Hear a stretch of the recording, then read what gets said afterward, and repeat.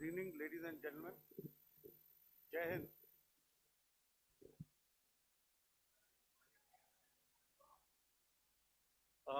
Welcome to this special press conference on Operation Synindhur. We will begin with opening statements by the three senior officers to my right here, who have been directly overseeing operations during Operation Synindhur. We have Lieutenant General Rajiv Ghai, Director General Military Operations, who will cover the aspects related to land domain. Air Marshal A.K. Bharti, to his right, Director General Air Operations, will provide insights on the air domain. And to my right is Vice Admiral A.N. Pramod, Director General Naval Operations, who will cover aspects on maritime domain. Following their briefings, we will move on to the question answer session. I now request the DGMO to commence the opening brief. Thank you, Sandeep. A very good evening to all of you, ladies and gentlemen. You are all by now familiar with the brutality and the dastardly manner in which 26 innocent lives were prematurely terminated at Pahalgam on the 22nd of April. When you combine those horrific scenes and the pain of the families that the nation witnessed with numerous other recent terrorist strikes on our armed forces and defenseless civilians, knew that the time had arrived to make yet another compelling statement of our resolve as a nation. Operation Synindhur was conceptualized with a clear military aim to punish the perpetrators and planners of terror and to destroy their terror infrastructure. What I do not state here, of course, is the often stated determination of India and its intolerance to terror.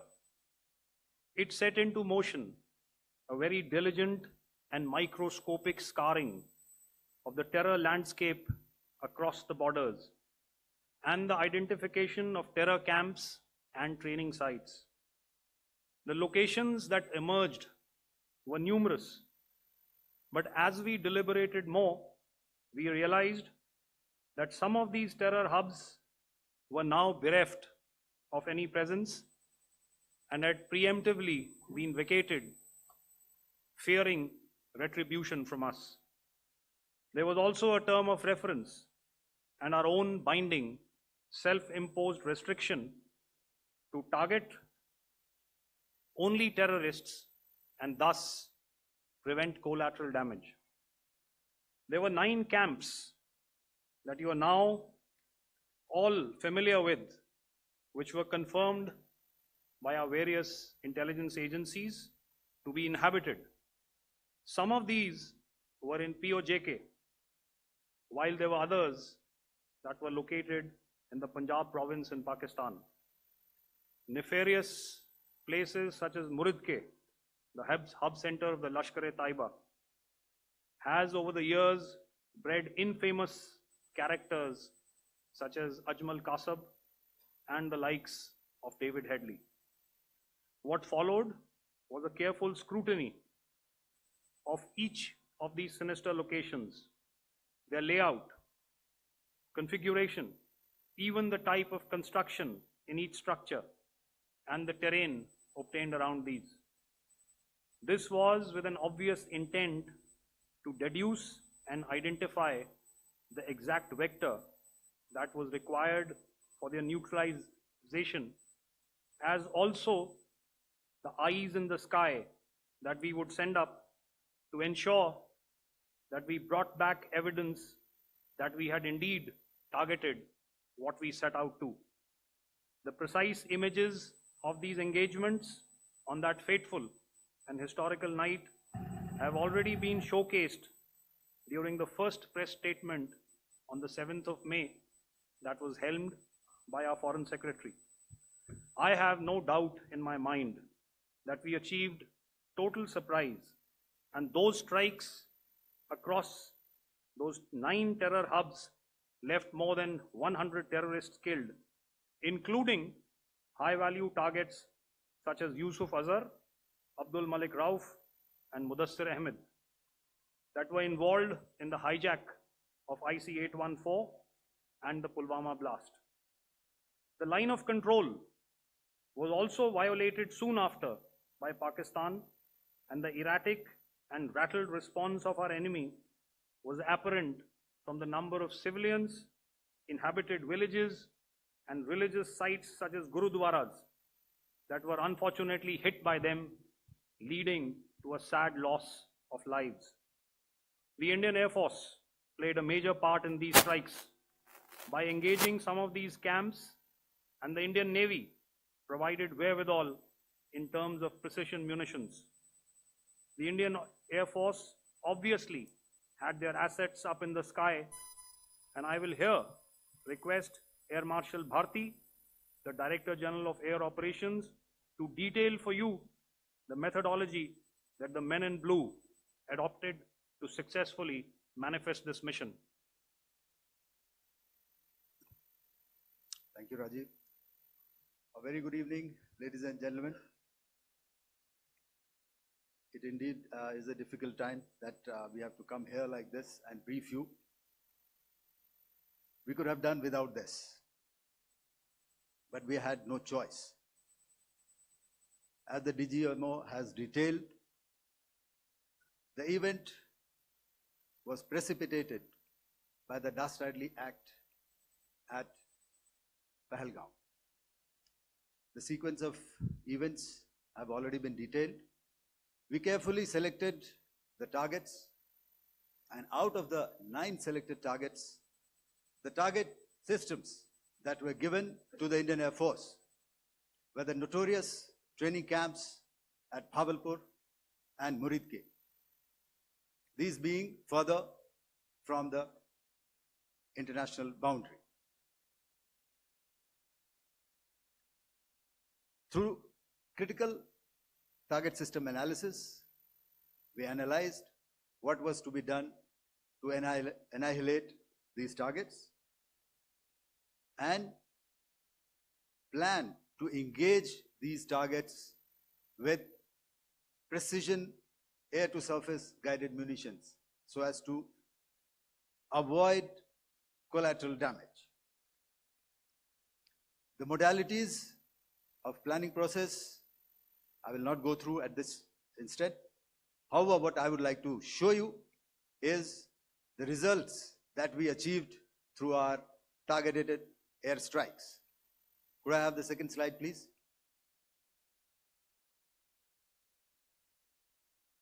Yeah, change, please.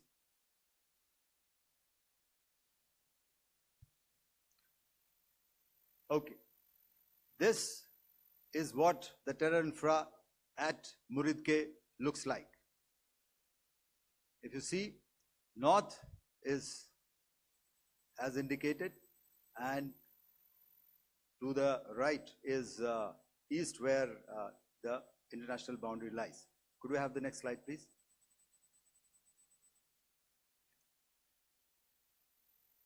Orientating.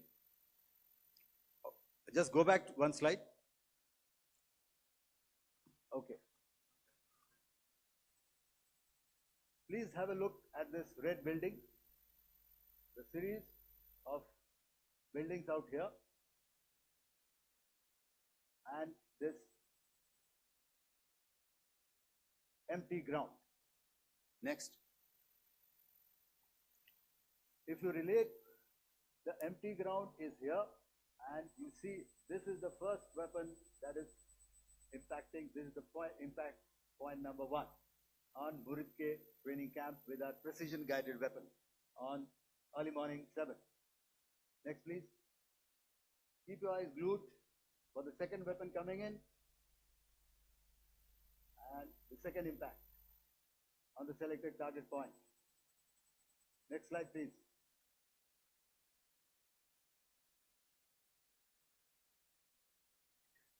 Third weapon, third impact. Continue. fourth weapon, fourth impact.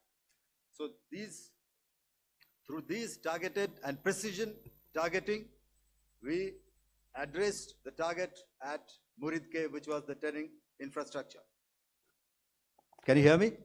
All right. Okay, I'll come closer to the mic. Now we go to the next target, which is the Bhavalpur training camp. Next slide, please. Okay, just wait. So the effect, if you see, the impact point, if I can point out, this is the impact point.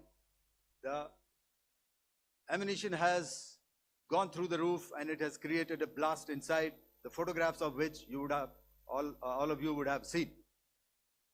And the red building, after that, there was this double-story building. It has been completely decimated by our precision targeting. Next, please. The target system, which was in the north, a series of buildings. I'll show you how it looked. Next. Completely destroyed by our precision targeting. Next. Now coming to Bhavalpur, this is the target complex that we are dealing with, a fairly large target complex. So we had to carefully choose the points that we needed to address, which were high value and which would meet our stated objectives of eliminating the terrorists. I would like to draw your attention to this red canopy, and in relation to that, I would cover the targets. One target system is a series of buildings here, other one here, and other one out here. Next slide, please. This is how it looked before, and this is how the building looked after the impact of the weapon. And orientation in relation to this red canopy, you can see here. Next, please. Before, next, and after. The roofs have completely collapsed. Next. This is the target system. Next. Precision targeting, and we have achieved our objectives here. Next. All right. So that was what we did on the 7th. Our objective was to address these two terrorist camps, and that we did with precision. And thereafter, we maintained a robust air defense posture, because remember, our objective was to target the terrorist and terrorist infrastructure, not any other infrastructure, not the Pakistani military, not the Pakistani any other infrastructure. So that is what we have maintained on the 7th of May. However, what we saw in the evening of 7th of May, we were saturated with a raid of Pakistani unmanned aerial vehicles and small drones. And these came in waves in our civilian areas, over our military installations, and all of them were successfully intercepted. Few of them did manage to land. However, there was not much damage that they did. And we have our robust counter-US hard kill and soft kill systems which did the job. However, the difference here was that we had targeted the terrorists. The adversary now has targeted our civilians and the military infrastructure. So it had to be responded to. So in a quick and calibrated response, that very night, we struck their radar installations at Lahore and close to Gujranwala, the LYT installation, to indicate to him that we are ready, yet we do not want to escalate. Our fight was with the terrorists and not with the Pakistani military establishment. Thank you.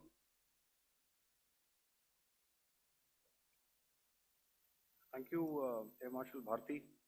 So, ladies and gentlemen, he's outlined operations not only on the night of 6th and 7th of May, when Operation Synindhur commenced, but also on the subsequent night. Being well aware and familiar with the congenital and impulsive nature of our adversary, and even though we did attempt to reach out and communicate our compulsions to strike at the heart of terror to my counterpart in the immediate wake of Operation Sindoor, the request was brusquely turned down, with an intimation that a severe response was inevitable and in the offing. We were, of course, prepared. Operations on the 7th and the 8th, Air Marshal Bharti spoken about. On the night of 8th and 9th of May, they flew drones and aircrafts into our airspace all across the borders and made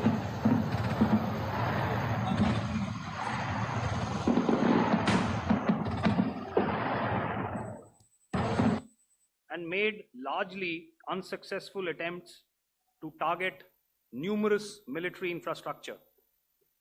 Violations on the line of control by Pakistan also commenced yet again and precipitated into fierce arty engagements.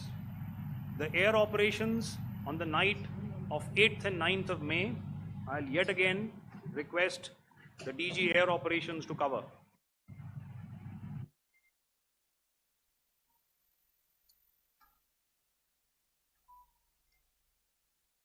So I just covered what happened on the night of 7th and 8th.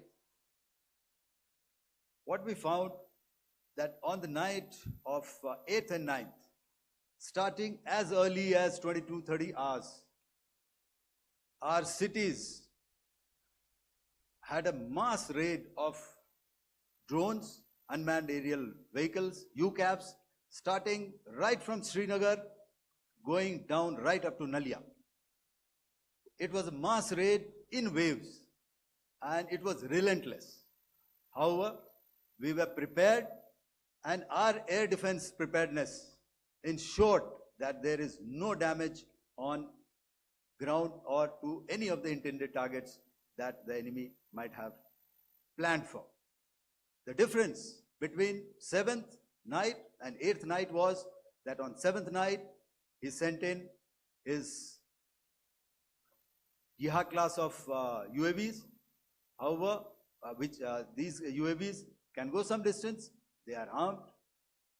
However, on the 8th, less numbers of armed UCAVs were there or UAVs were there, and more numbers of quadcopters, maybe for surveillance or just for harassment of civilians.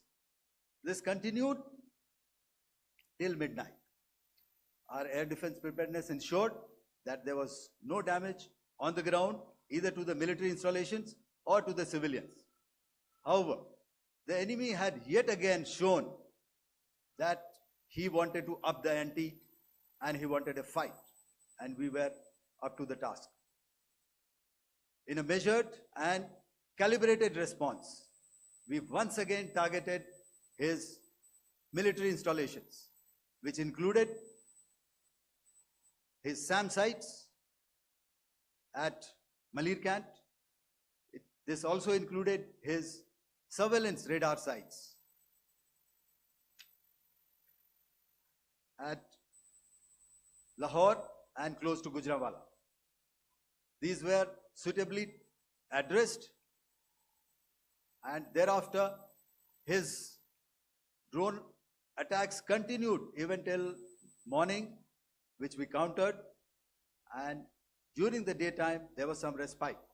Here I would like to bring out another aspect. What we found was that while the drone attacks were being launched from somewhere close to Lahore, enemy had allowed his civilian aircraft to also continue to fly out of Lahore. Not only his own aircraft, but international passenger aircraft, which is quite insensitive, and we had to exercise extreme caution, even at the cost of some tactical disadvantage, to ensure that there is no damage to any of the civilian aircraft. And this was also brought out in our press briefing during the day. So I will now hand over to my colleague to cover the events of 9th onwards. On land, we also undertook certain measures such as deployment of air defense and electronic warfare assets to establish an integrated grid with the Indian Air Force, and I have seen and heard some of you wax eloquent about the benefits of such an architecture when it comes to negating and combating air intrusions. We also carried out deployment to include movement of our forces in the land, sea, and air domains. The night of the 9th and the 10th of May saw similar intrusions by drones and aircrafts, and this time there was a concerted effort to target airfields and some very, very important logistic installations, albeit yet again unsuccessful and denied gallantly and efficiently, I must say, by the integrated Indian Air Force and Indian Army Air Defense. We further strengthened our deployment and also initiated some pressure points to send a very clear and unambiguous message to the other side to desist from any misadventures on land. Some of the airfields and dumps saw repeated attacks in waves from the air. All were thwarted. The Pakistan Army has reported to have lost approximately 35 to 40 personnel in artillery and small arms firing on the line of control between the 7th and the 10th of May. What the other side had probably also not reckoned with was the speedy and precise turnaround and hit back by the Indian Air Force. And I will yet again ask Air Marshal Bharti to speak about these significant and game-changing strikes.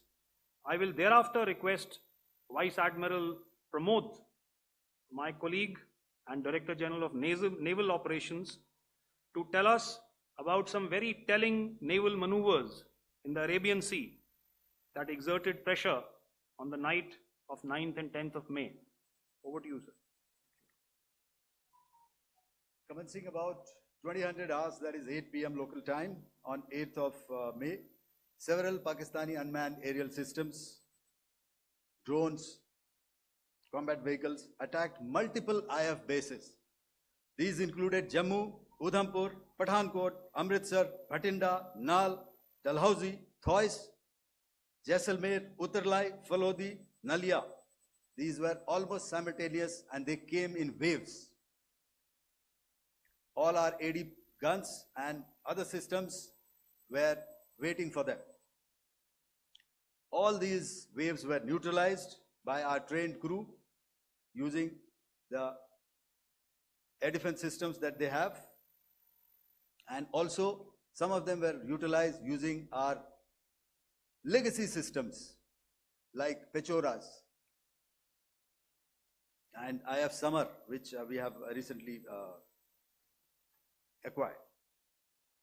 And some were neutralized by the Garud snipers. There was no damage on ground from these incursions and these mass raids, if I could call them, from the Pakistani side.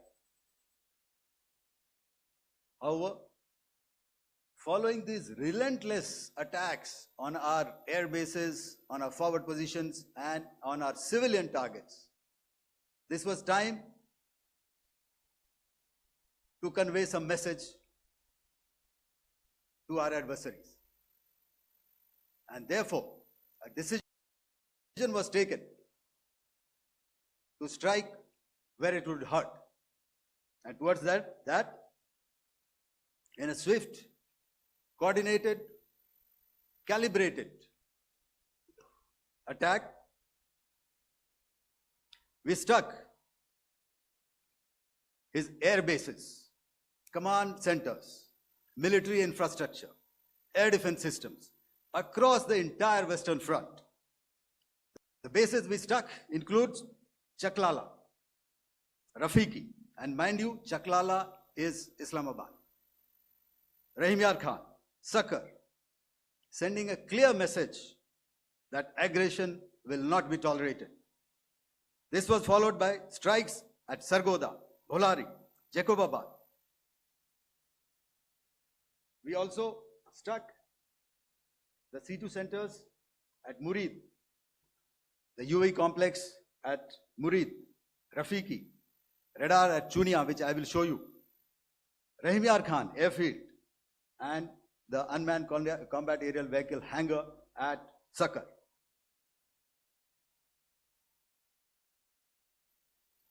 I would like to reiterate here that we have the capability to target every system at these bases and more. However, it was only a measured response to instill good wisdom to our adversary to refrain from further escalation. IF response was directed only at military installations, avoiding civilian and collateral damage. I would now like to show you some of the effects that have been achieved as a result of our air operation.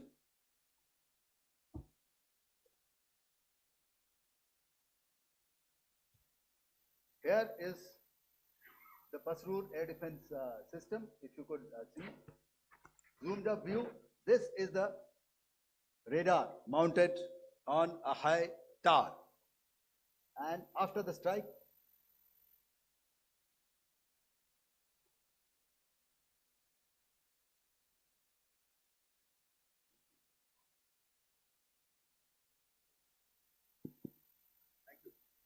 can you hear me? Yeah, thank you. And after the strike, this is what has happened. This radar has been taken out, completely burnt. Next slide, please. The Chunia air defense radar, which was taken out on 7th and 8th. This is the radar site. A blown up photograph, once again, on a tower. Not very clear, but what you see very clearly is the after effect after we have struck. The radar head has been completely decapitated. Next slide, please. Arifwala air defense radar. In this complex, you see how it looked before, blown up image, and after really blown up. Next. Now coming to Sargodha airfield. Remember, this is one of their important airfields wherein they have a lot of assets, F-16s, other assets which they keep getting, training institutes. And we have stuck this airfield. It is not, if you zoom in here, then one impact point here on the runway and second impact point of our weapon, precision weapon on the runway. And if you see this blown up, repairing going on. Same here. Next. Rahimyar Khan. This is the area we have struck. A deep strike out here and one complex here. So this is how it looked before, and same. You see a big crater, another crater here, and this complex after strike neutralized. Next. Chaklala airfield, Noor Khan, once again a major air base, a lot of their logistic assets out here. This was the chosen complex that we intended to strike and convey a message. Next slide, please. This is how it looked before, and this is how it looked after our strike. Next. Sakar. We chose the radar site at Sakar. This is the radar site, and after it was struck, this is the aftermath, completely burnt out. Next, please. Aircraft shelter. This is how it looked before the strike, and this is how it looked after the strike. The roof of the buildings completely caved in and burnt. Next. Bolari airfield, aircraft hangar. This is how it looked before, and this is how it looked after the precision strike. Next. Jacobabad, aircraft hangar, and this is how it looked after. Next. So what I'm trying to convey here, ladies and gentlemen, is To start with, our fight was neither with the Pakistani military nor with anybody else who's there on the other side. Our fight was with the terrorists. We neutralized the terrorists that we selected to be neutralized, and thereafter, we only maintained the air defense posture. However, we were relentlessly pounded by waves after waves, night after night, by his UCAVs, by his drones, and by his other unmanned aerial systems. And that left us with no choice but to retaliate, and yet our retaliation was calibrated, it was graduated, and it was proportionate. Thank you.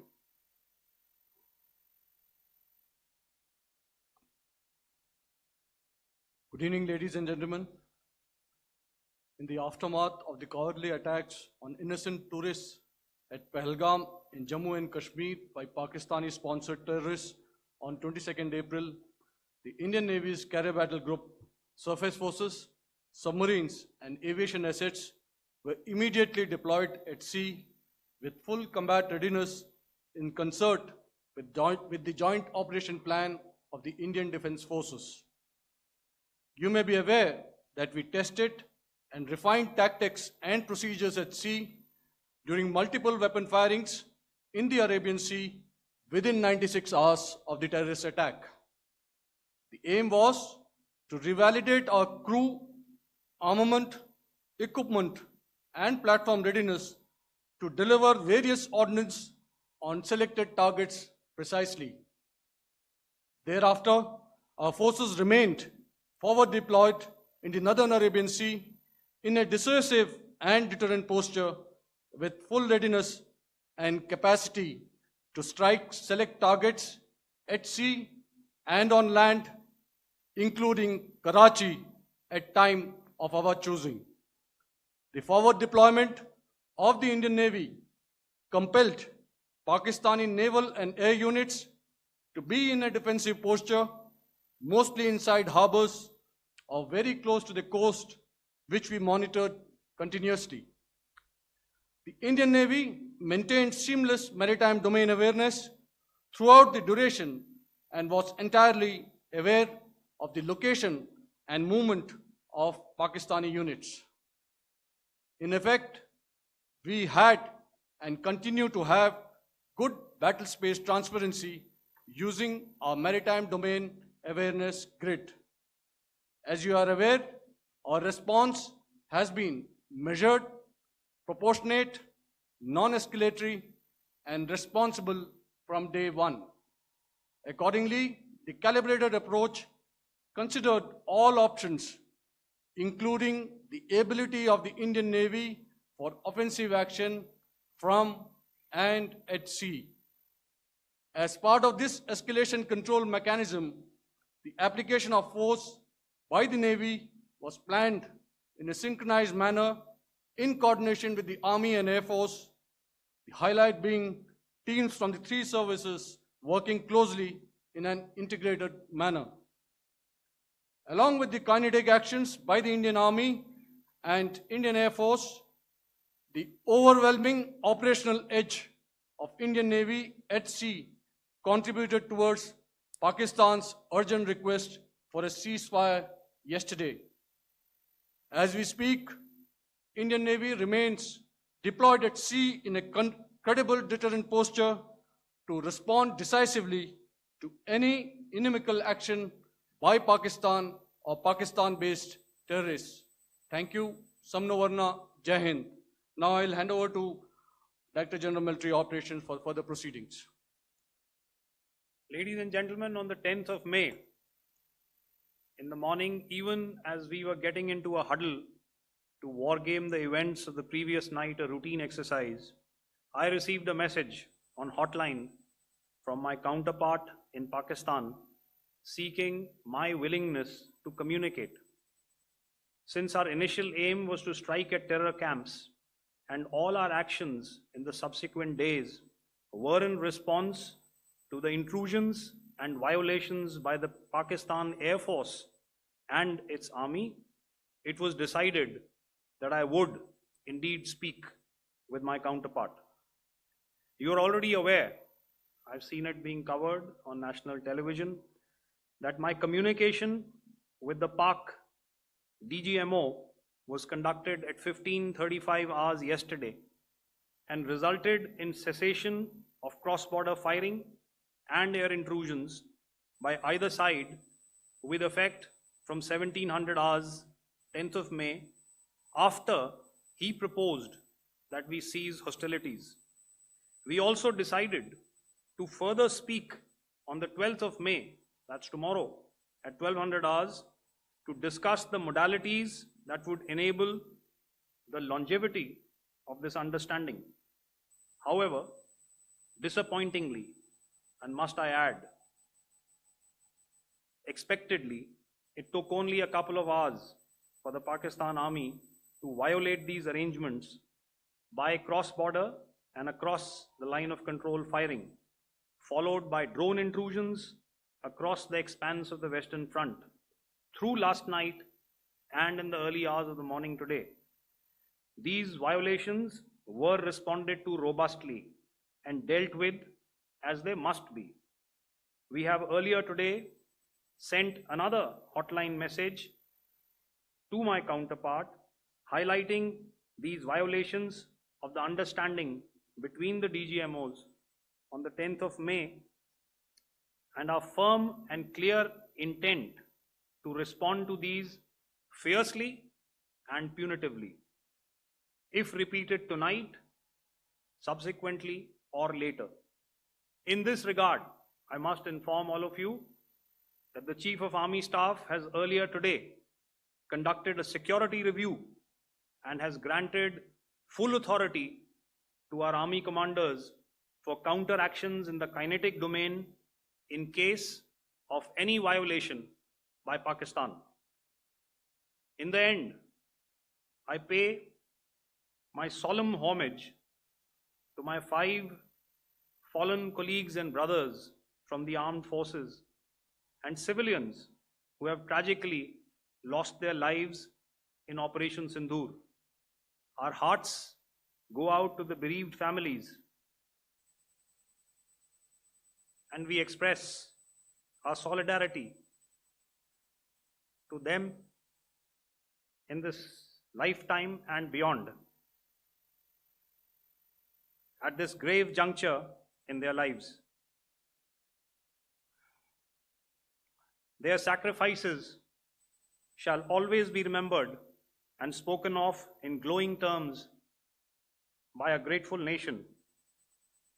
We have thus far, ladies and gentlemen, exercised, and my colleague Pramod highlighted this, immense restraint, and our actions have been focused, measured, and non-escalatory. However, any threat to the sovereignty, territorial integrity, and safety of our citizens will be met with decisive force. Jai Hind. Okay, ladies and gentlemen, we are now open for questions. All right, now since I would not know all of you, I would expect you to please raise the placard or your hand, and once I indicate, I expect you to please give out your name and the media group that you belong to. Keep your questions short so that we can take as many questions as possible. Also, ladies and gentlemen, kindly bear in mind that confidential aspects may not be answered by the 3 DGMOs. Right. I've got a lot of hands there. Let me start from the left. Left foot always in front when we start marching. So here we have to the left, okay. Yeah, 238.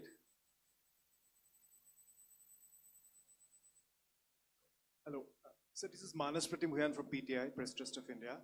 So the understanding that was reached yesterday on stopping the military operations and actions, was it for just 3 days? And what would be the cost escalation if there is violation of this understanding by the Pakistani side? And my subsequent question would be that we have a kind of ceasefire agreement with Pakistan that was finalized in 2003. So will there be some kind of similarities in frameworks between the two kind of understandings, 2003 ceasefire agreement and the current understanding on stopping military operations? And again, what are the cost that will be incurring on Pakistan if Pakistan again resorts to this kind of terrorist activities, because we have made it very clear that the cost will be very high. So I would like to have your thoughts on it. Okay, so I'll answer the latter part of the question first. I also want to add that while the initial ceasefire agreement, as you correctly pointed out, is of the 2003 vintage, but I must remind you that in 2021, in the month of February, and this was then when the crisis in eastern Ladakh was also on, the two DGMOs had spoken and arrived at a ceasefire understanding that lasted right up until this unfortunate attack at Pahalgam. Once our Foreign Secretary had announced the decisions of the CCS in the immediate wake of that attack, he had announced certain measures, and then of course Pakistan had in turn made its own announcements. Since then, there have been certain violations of this ceasefire understanding, and of course after the 7th of May, like I pointed out during my statement, that there have been numerous violations on the line of control especially, and of course along the international boundary by the Pakistan Army and the Pakistan Air Force. This understanding that we spoke about yesterday, no, it was not for 3 days. It was first to stop aggressive and hostile activities immediately, let that order and direction settle down for about 36 hours, and thereafter discuss modalities, like I said, to ensure its longevity. That is tomorrow on the 12th of May. But unfortunately, we had a violation starting at approximately 1900 hours last night, and we've sent a communique, like I said, to the Pakistan Military Operations Directorate, and we will await what happens tonight. All right. The cost escalation, I'll leave it to your best imagination. I've already said that the response will be fierce and punitive. Now, the right foot forward. Yeah.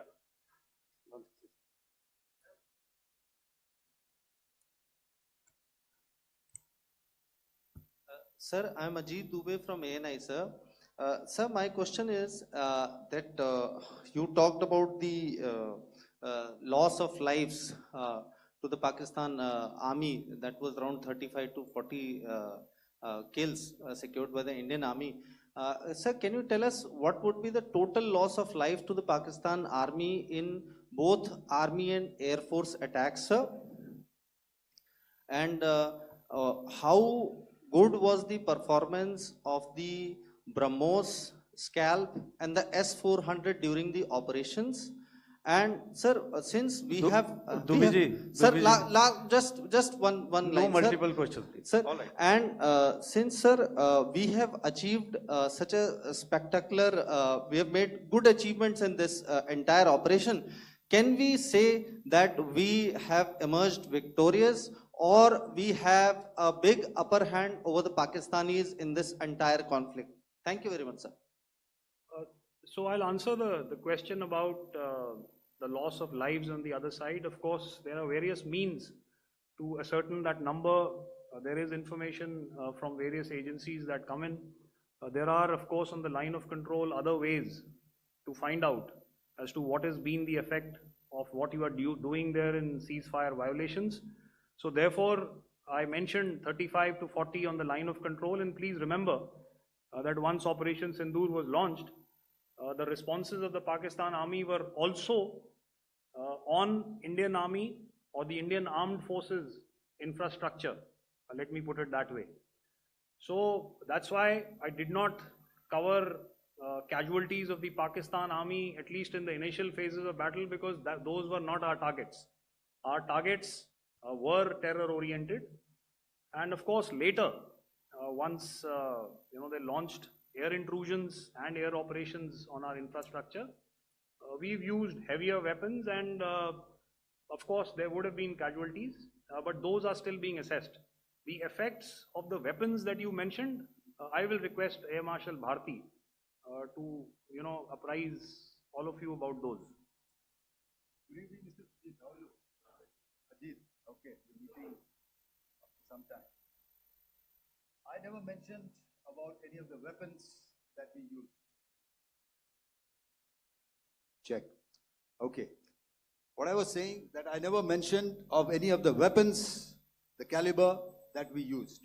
All right, so we'll leave it at that. Those are matters of operational details which I would not like to go into. But suffice to say that whatever methods and whatever means we have chosen, it had the desired effects on the enemy targets. How many casualties? How many injuries? Well, to start with, our aim was not to inflict casualties, but in case there have been, it is for them to count. Our job is to hit the target, not to count the body bags. And the last part of your question, I wonder if you read out the tweet on ADGPI at midnight once we'd done what we had to in Operation Synindhur. And that's credit to my friend here on the left. Justice has been served, Ajit. That is all that I will say. Ajit, no, I'll request you to, refrain putting words into his mouth. All right. Yeah, I'll come back to the left. 147.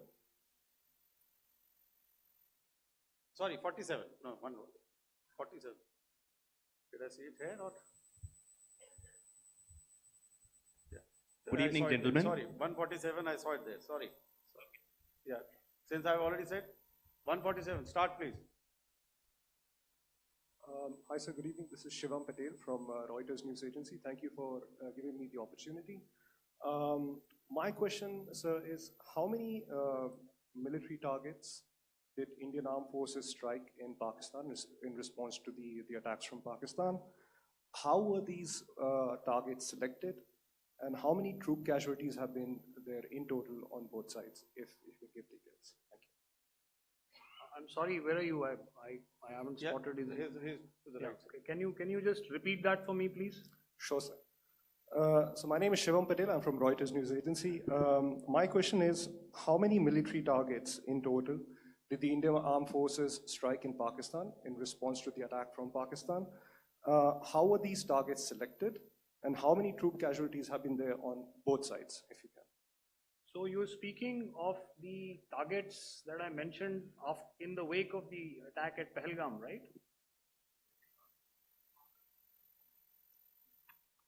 Yeah, I think it's amply clear to everybody here that the Pakistan Army has not crossed the international boundary, neither in the plain sector nor on the line of control. So the intrusions have been in the air. There have been certain attempts on the line of control when ceasefire violations have been on to try and infiltrate and carry out and perpetrate activities that we are all very well familiar with. Whether these are by terrorists or by the Pakistan Army or its special forces and commandos is difficult to say, but each of these have been effectively thwarted. So therefore, as far as engagements of military targets on the other side is concerned, I thought Air Marshal Bharti covered those very well and in detail, and he also mentioned as to how they went about targeting those. I think those images were very clear and very, very graphic in telling us as to what we needed to hit. And you'll remember that right at the outset, I said that we even went into what was the construction in each of these locations, and therefore decided on the vector that had to be utilized. Please. Okay, if I could add to what the DGMO has said, I have already detailed the targets. Now, whether it is X numbers or Y numbers is that is immaterial. And what damage have we inflicted? You have seen. What are the casualties on the other side? As I said, that is for them to count. As far as we are concerned, from the air defense side, if they had a choice, they would have definitely come in. They are fighters, there are more numbers of UCAVs. It is not that they did not intend to come in. It is only that our robust AD posture prevented them from coming in.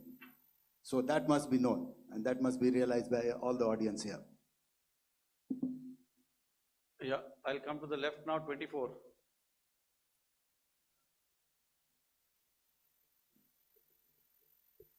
Good evening, sir. This is Anvesh Rath from Z. Sir, I wanted to know on the first briefing, which was done by FS and two representatives from Air Force and Army, you showed a list where there was 21 places in that list. You have stuck 9. Are more operations going to be held? Is Operation Sindoor still on? And the second question, thank you, sir. Thank you so much. And also, I want to congratulate all three of you for a fantastic operation that you guys have done. Thank you so much. Thank you so much for that one question. Yeah. Sir, the question. Unfortunately, Rath, is that your name? I'm sorry. You know, as far as operational details are concerned, I am not in a position to share those right now. But I think I'll take a cue from Pramod. You know, he said towards the end that the Indian Navy is still in a posture that is deterrent. And I have already made it very clear towards the end of what I said that it's only a couple of hours ago that the Chief of Army Staff has carried out a security review, and he's authorized our Army commanders to deal with violations of any kind from across the borders in a manner that they deem fit. So again, to reiterate, the response will be fierce and it will be punitive.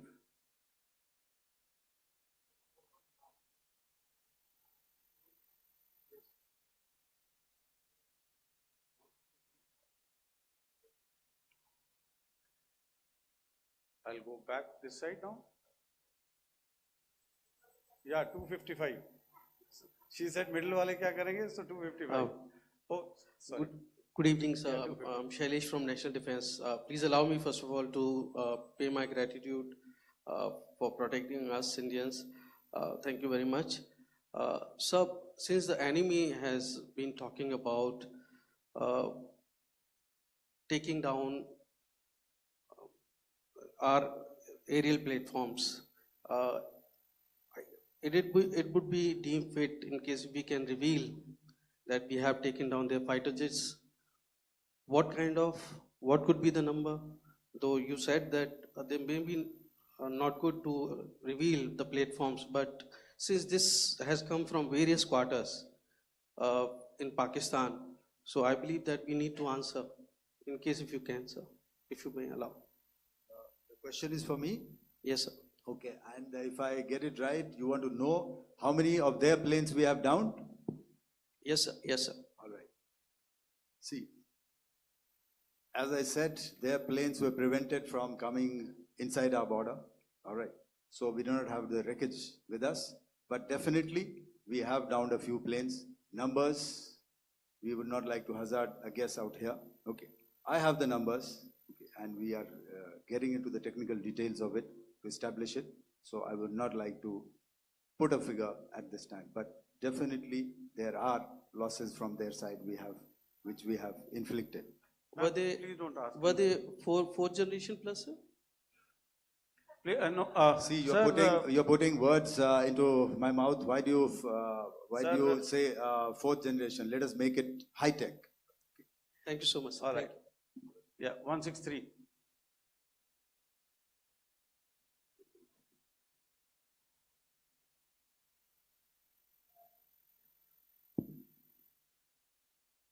तो मैं मंजीत नेगी हूँ आज तक से। मेरा सवाल ये है कि इस पूरे ऑपरेशन में जो आतंकी ठिकानों को निशाना बनाया गया, क्या नंबर्स कुछ बता सकते हैं कितने आतंकी मारे गए? कुछ नाम सरकार मतलब कुछ नाम मीडिया में आए भी हैं जो बड़े उसके मास्टरमाइंड थे।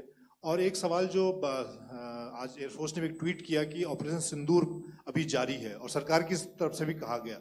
और पिछली बार जब विदेश मंत्रालय की प्रेस कॉन्फ्रेंस पहली हुई थी उसमें वो लिस्ट दिखाई गई थी कि 21 टेरर कैंप आइडेंटिफाई किए गए हैं। तो क्या जो बाकी बचे हुए टेरर कैंप हैं उन पर भी कार्रवाई होगी? और एक नंबर अगर आप बता पाएं कितने टेररिस्ट मारे गए? Manjeet ji, 3 questions. The third one has just been asked here before. So 21 this thing. So I'll request the first to be answered so that we have more number of people who can ask.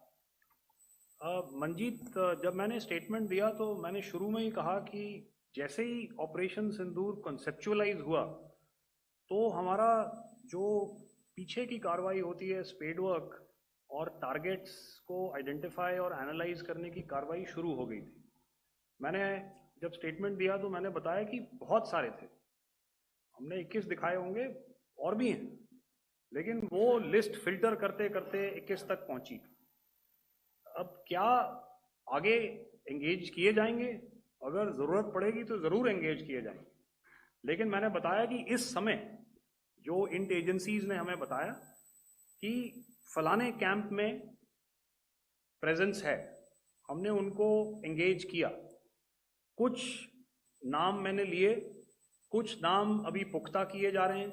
मैंने आपको बताया कि जो int agencies ने अभी तक assessment किया है उसमें उन्होंने कहा है कि तकरीबन 100 से ज़्यादा मारे गए हैं। और एक आज आपने तस्वीर भी देखी कि काफ़ी प्रोमिनेंट जो फ्यूनरल था, काफ़ी प्रोमिनेंट एक जो हस्ती हैं वो ऑर्गेनाइज कर रहे थे, और उस फ्यूनरल में और कौन कौन लोग अटेंड कर रहे थे वो तो आपने देखा ही। तो आप लोग सब समझदार हैं और मुझे ये कहने की ज़रूरत नहीं है कि इन लोगों को कहाँ से सपोर्ट मिल रहा है। अगर नहीं मिल रहा होता तो ऑपरेशन सिंदूर नहीं होता, तो उसी की वजह से है ये ऑपरेशन। तो मेरे ख्याल से मैंने आपके सारे सवालों का जवाब दे दिया। Ma'am. Sir, next is from 17. Sir, मेरा नाम अंजू निर्वाण है, GV9 भारतवर्ष से। सर, मेरा सवाल ये है कि ऑपरेशन सिंदूर में हमारी जो इंडियन नेवी है उसके बारे में सर थोड़ा सा बताएं कि किस तरह की उसकी भूमिका रही, क्योंकि हमने इस दौरान सर देखा कि बहुत सारी स्पेकुलेशन भी रही और ये बोला गया कि कराची तक हमारी नेवी ने ऑपरेशन किया है। तो सर इस पे थोड़ी सी क्लैरिटी चाहिए। और सर हमने कौन कौन से फाइटर एयरक्राफ्ट डाउन किए हैं, अगर उसका भी थोड़ा सा क्लैरिटी मिल जाए तो अच्छा रहेगा। तो मैं आपका पहले सवाल का जवाब दूंगा। I will make few sentences and leave it for your imagination. First of all, as I mentioned, we have quantitative and qualitative edge to deliver a massive blow to our adversary, and we completely dominate in the maritime front. Indian Navy's action is part of the escalation ladder mechanism which we have worked out amongst 3 services. This time, if Pakistan dare take any action, and Pakistan knows it, what we are going to do. That's all. आपके सवाल का जवाब मैं पहले दे चुका हूं। आपके सवाल का जवाब मैं पहले दे चुका हूं, इसलिए मैं बस उस तक ही सीमित रखूंगा और इतना कहना चाहूंगा कि आने वाले दिनों में आपको खुद ही पता चल जाएगा और ऐसी बातें छुपी नहीं रहती हैं, तो पता चल जाएगा। So at this time we'll just let it be. Okay, ladies and gentlemen, we have 1 or 2 more questions, sir. So please, they are going to be outside. You can speak to them there also. 104, 104.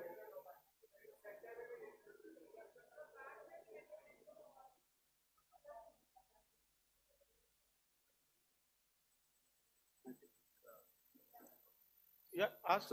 Sir, Dinakar with the Hindu newspaper. Are you surprised that you got this question? No, sir. Just look. Sir, can you give a number of assets we lost, because there's been a lot of speculation going on, international media writing a lot of things about our platforms, including Rafales. I mean, Pakistan claiming that Rafale has been downed, etc. Can you put that question to rest and clarify on that? I guess that question is for me. All right, I'm happy that you've asked this question. You know, we are in a combat scenario, and losses are a part of combat. The question that you must ask us, okay, and indeed that we must ask ourselves, you inclusive, is have we achieved our objectives?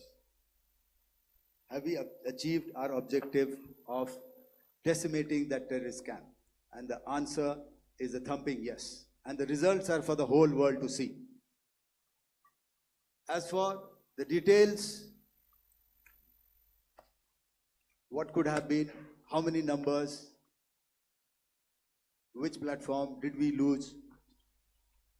You know, at this time, I would not like to comment on that, because we are still in a combat situation. And if I comment on anything, it will only be advantage adversary.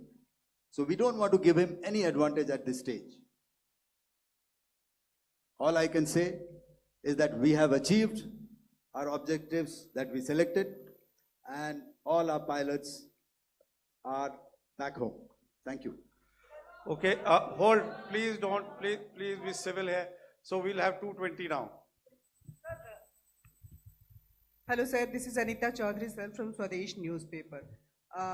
मेरा सवाल है, क्योंकि ये हमारे जो पहले जो action रहा वो आतंकवाद के खिलाफ रहा, तो आतंकवाद में अजहर मसूद की तरफ से एक बयान जारी किया गया था जिसमें उन्होंने कहा कि हम इसका बदला लेंगे और जाल रुलाएंगे।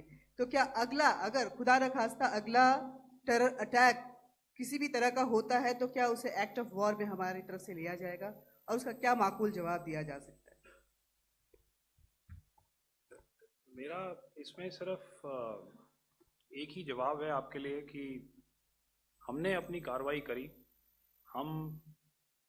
हमने उसके बाद मैंने अपने स्टेटमेंट में भी बताया कि ये कम्युनिकेट करने की कोशिश करी कि हमने इस तरीके से ये जो स्ट्राइक्स हैं वो क्यों की। लेकिन जो हमारा एडवर्सरी है उसने जैसे मुनासिब समझा वो कार्रवाई करी। तो आपने देखा कि ये जो एक्टिविटीज़ चल रही हैं 3-4 दिन से, ये कोई वॉर से कम नहीं है।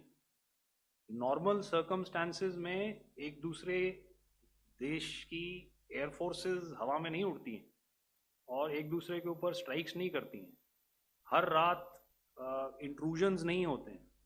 लाइन ऑफ कंट्रोल पर सीज फायर वायोलेशंस, आपके एक साथी ने सवाल पूछा था शुरू में, एक सीज फायर अंडरस्टैंडिंग था, वो भी जा चुका है। उस सीज फायर अंडरस्टैंडिंग के जाते जो फायरिंग हो रही है लाइन ऑफ कंट्रोल में, उसमें घुसपैठ की कोशिश हो रही है। आमतौर पर ये घुसपैठ लाइन ऑफ कंट्रोल में टेररिस्ट करते हैं, लेकिन हमें इंफॉर्मेशन है कि हो सकता है ये पाकिस्तान आर्मी की टोलियां भी हों जो हमारे पोस्ट के ऊपर खामी पहुंचाने की कोशिश कर रही हैं। तो ये सारी एक्टिविटीज़ तो वॉर में शामिल हैं। तो ये कहना मुश्किल है कि आगे क्या होगा, वो स्पेक्यूलेटिव जोन में आ जाता है और मैं स्पेक्यूलेट नहीं करना चाहता। हर एक सिचुएशन अलग होती है और उससे एक तरीके से डील किया जाता है। मैं एक सवाल इसका मैं जवाब देना चाहता हूँ, एक मिनट। जो मिलिट्री होता है, our main job is to prevent war and maintain peace and stability. So it is not that our response is a graded response.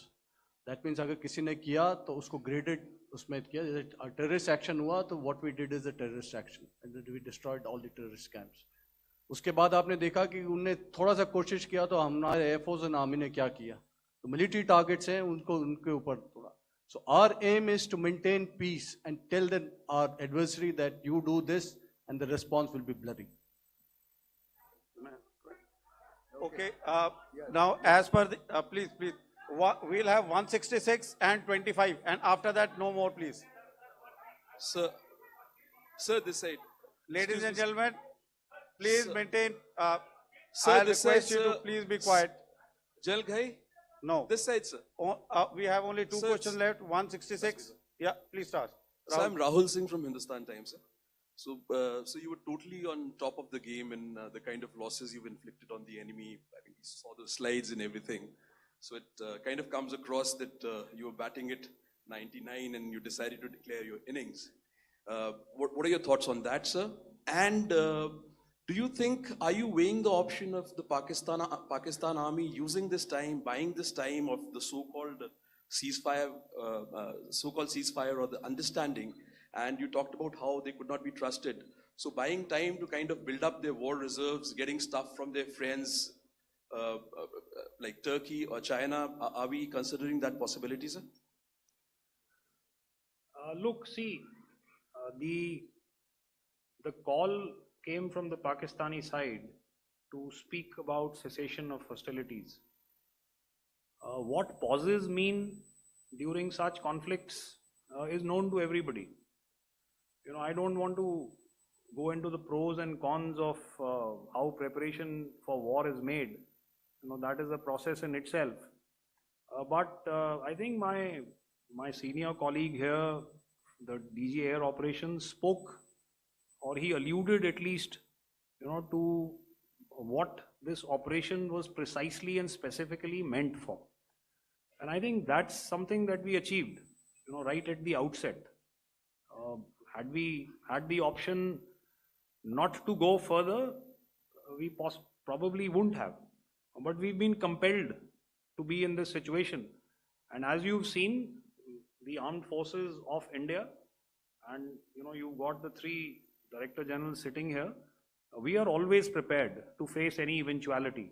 And like I said, that's for the sovereignty, the territorial integrity, and the safety of our citizens. So whatever has to be done will be done. You know, I'm not so concerned about what Pakistan will do in this time. I'm only concerned about what we will do. We have a roadmap and a plan, and we will follow it diligently, and we will follow it to the T. You know, that's the contention that I want to make here today. Ma'am, please. Okay, the last question, and ma'am, 25, she's been asking since the first one. Sir, I'm Nandita. Sir. She's not asking a question. Sir, I'm Nandita Dagar, DAGAR from DD News and DD India. Sir, I wanted to ask you that my question is to General Ghai. Sir, you spoke to your counterpart yesterday and the Pakistani counterpart. Sir, what is the Indian Army's assessment that despite that agreement, that talk that you had, despite that agreement coming into effect at 1700 hours yesterday, why did they violate it? And number two, yesterday at the Joint Defense Ministry and Foreign Ministry briefing, Wing Commander Vyomika Singh and Colonel Sophia Qureshi had told us that we have cited the Pakistani troops amassing at the borders and at the LOC. Sir, has that situation changed? Have they withdrawn?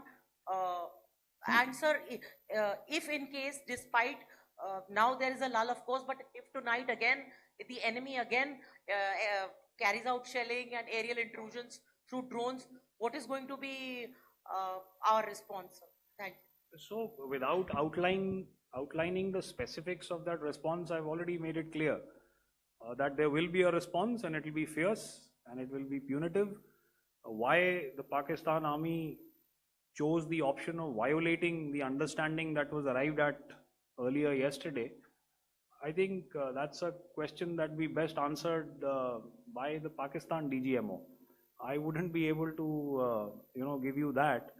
But, in situations such as these, and if you go back into any conflict, sometimes these understandings take time, to fructify and manifest on ground. But without, getting into the reasons. It is our mandate to be prepared at all times, and that we were. It's not as if because there was an understanding we weren't prepared. I must tell you that the armed forces were on a very, very high alert, and they continue to be in that state even as we speak. All right. Ladies and gentlemen, please, ma'am, please. Okay, thank you so much for coming today. Those who have missed asking a question, those who have missed, see, I knew I'll grab this attention from you like this. Those who have missed the opportunity to ask a question can give me a written one. I will definitely get back to you with that. And also, they are they are invited for a cup of tea in my office day after tomorrow. Thank you, ladies and gentlemen, for coming. Thank you. Thank you very much. Jai Hind. Jai Hind.